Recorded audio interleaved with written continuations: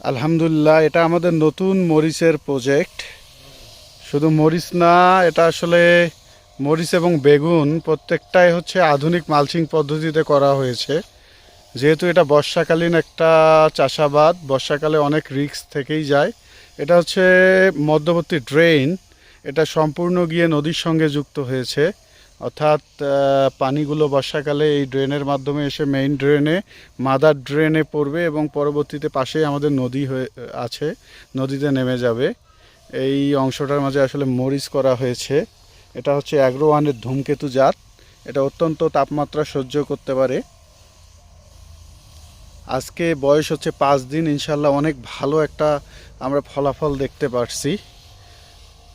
মরিচে আজকে ঔষধ স্প্রে করা হচ্ছে, অর্থাৎ এখন যেহেতু জাপ পোকার একটু আক্রমণ হয়, এজন্য অ্যামামেকটিন এবং সঙ্গে ইমিডাক্লোপিড আছে, এবং সঙ্গে প্রথম যেহেতু স্প্রে ম্যানসার যুক্ত করা হয়েছে, অর্থাৎ ম্যানকোজবের সঙ্গে হালকা কার্বন ডাজিম।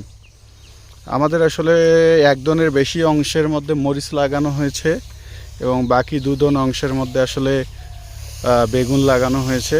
বেগুনের গাছগুলো ইনশাল্লাহ শিকড়, এটা মরিচ, বেগুনের গাছগুলো অনেকটা শিকড় ছেড়ে দিয়েছে। আলহামদুলিল্লাহ।